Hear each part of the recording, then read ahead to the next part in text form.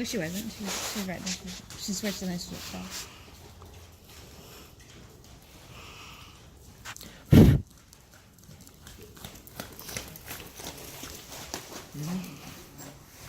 Now be right.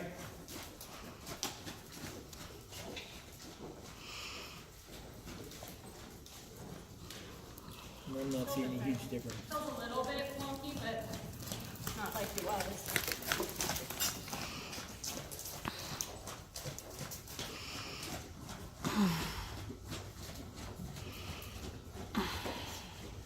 Do you feel like you're riding in more package now than you have been? Yeah.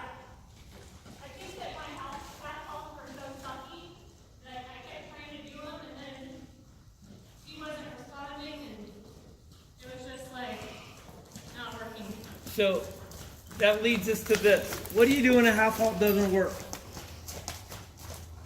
I probably should stop. A whole halt. Yeah? So now just do a hold your hand, squeeze your calf, walk transition, squeeze, and then be kind of demanding about it. Yeah? About what? The transition downward, the sharpness. Okay? Trains are not known for their good brakes either. You follow me?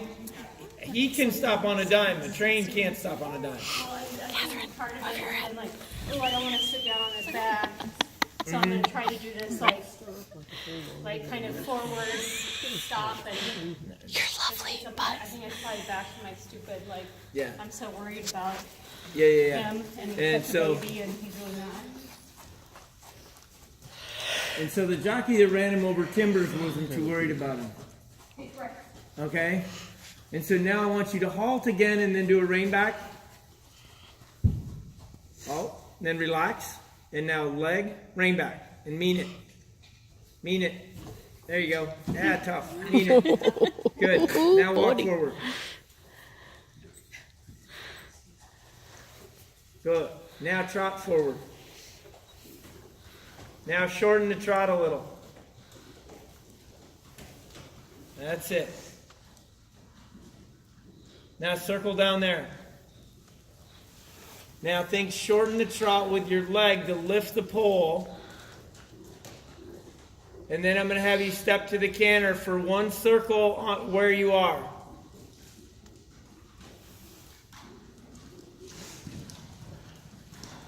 You're all right. You're all right. Now don't let him break the contact. Outside rein. Circle. Good. Outside rein. Outside rein. Outside rein turns the horse. That's it.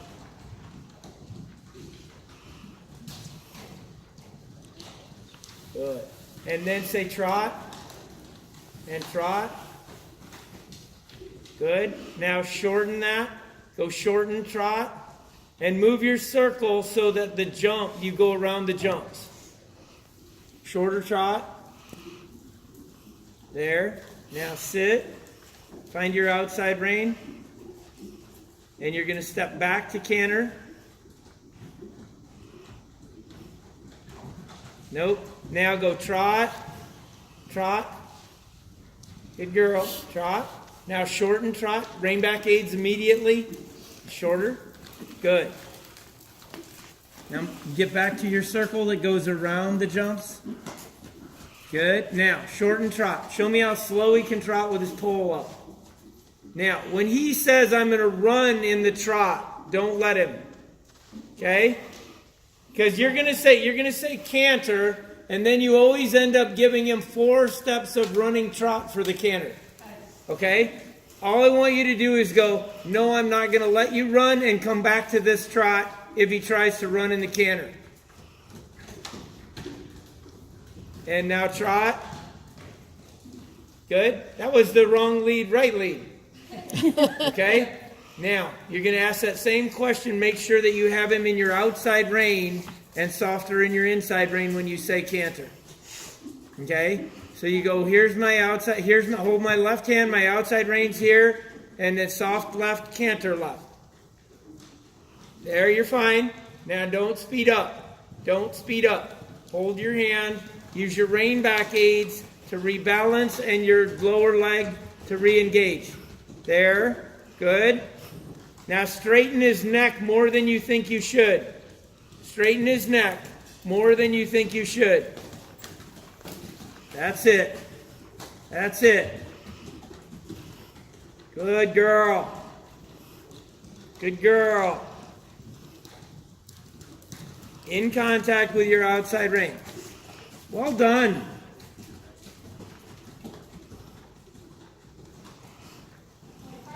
Yep. I was enjoying watching that. It's like a different horse. You're what? Okay. Now, tell me about that canter. Yeah, the straight neck was not what my intuition was telling me, but it totally flattened it out more and made it more engaged feeling. Okay, so just what happens is this. I feel like his back end wasn't coming out. Right. So common sense says we have a crazy horse. A little. Okay? Common sense says we have a big horse with a big engine. We should not allow him to have full power. Yeah? Well, I think I'm more thinking like, oh, I need to have him collected up underneath me.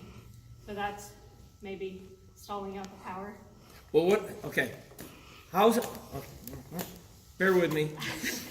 We bend him so that he can't just go roaring off and bucking and leaping, because if we bend him, he can't be over exuberant, because if the horse is running off with you, circle it and you'll gain control. Yes?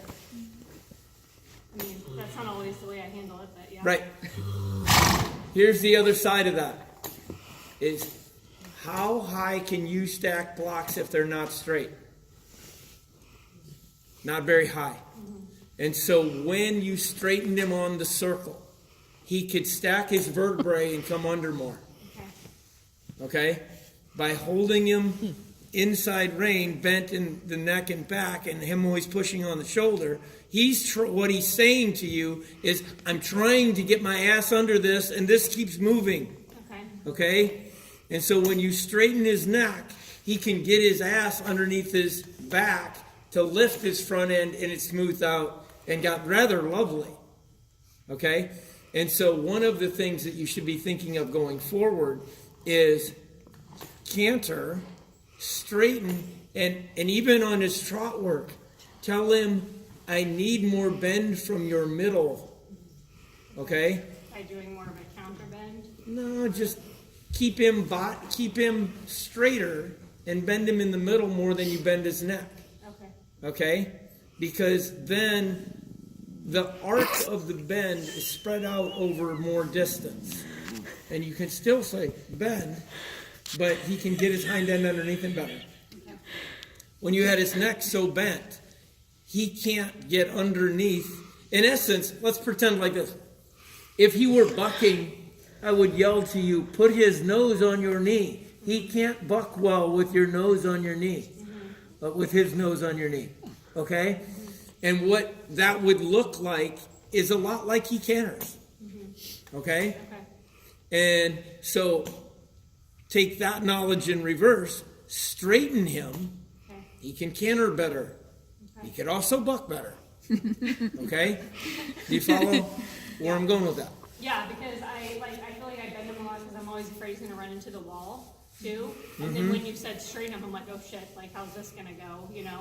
And he figured it out. I feel like we figured it out okay. Exactly. I think that the straighter you could, and you go, well, he does better when he jumps. Why is that?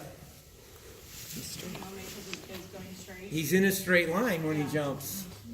You give him permission to be body straight when you jump him. Okay? So this has to do with him being able to get his butt underneath him. I don't think he's broken. I mean, I think he had a piece of sand or something, or, you know, it could have been D, all the above. I actually originally thought that he just hit himself. And, you know, being chestnut, it might take him longer to, you know, shrug that off. It probably was a piece of sand. Maybe. But he lives with all mares. I think he's temperamental and dramatic. He is. okay. But being straight helped his canter a bunch. Yeah, definitely. Okay? Yep. And the more he can get his hind end underneath him, the better he canters. So was he getting his hind end under? When you straightened him, he did. Okay. Okay?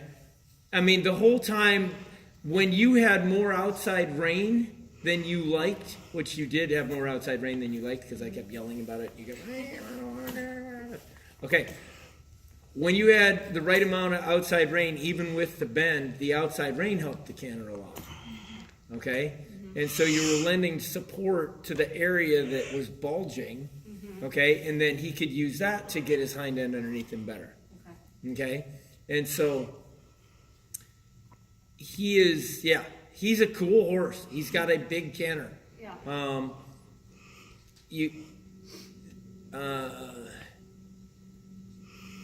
Jets are really cool, but they don't take off slow.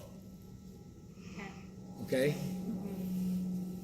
They can do lots of really amazing things, but not that slow. Okay. Yeah. And so that's him. You know, he says, I'm big, I'm rangy, I'm strong, I can do some stuff. But when you go, but you're going to break yourself. He didn't break himself on the timbers. Right. You've got to kind of find enough room to say, it's all right, go on, find it, get it under there. Okay? But the longer, the more you don't let him find the end of your rein, the more he can't get his butt underneath him. Okay. You Yeah, follow? and I feel like I had too much contact almost, but maybe, obviously not. I don't see him go every day. Did it work? Yeah, it's just sometimes, I guess it's just the moments when he like tries to dig into my hands to plow through me, but. Right, to and have all- that's up to you as mom, Right. going, this is the boundary. Right, This is the shape, this is the balance that you need to learn to conduct yourself in. And he's like, oh, but it's a lot harder. yeah, And what happens is you can't let yourself go, well, I must have done something wrong, because now he wants out of it. He's a man. He is not going to line up and go, oh, can I do more work? yeah. Okay? Especially a chestnut one. You follow? Yeah, You've got to be on, he's got to be on the other end of the rein. okay, And the more you can get the straightness equation to be correct. Now, he could be on a circle, but he has to be ridden properly straight on a circle. So that means you can't drag his nose around the circle with your inside rein. right, Okay? That means he has to be ridden around the circle properly with your outside aid. Okay? And then that gives him the correct support to the inside hind leg to get that big stride underneath his belly button. Otherwise, your right lead canter and that leapy crap you feel is him looking for balance because he's too long for the question you're asking in the space you're asking it, at the speed you're asking it. Okay? He's delivering a full canter stride, and it needs to be a sit-down canter stride. Okay? And again, the straighter he is, the easier it is for him. okay. Yeah, that was a big aha when you were like, go straighter than you want. I'm like, oh boy, I'm gonna go right into a wall. Yeah. And then it worked itself out and it felt good. Yes. Yeah. Well done. All right, are we happy there? Are you more? Yeah, no, I'm happy. Okay. Good. Good job. Good job.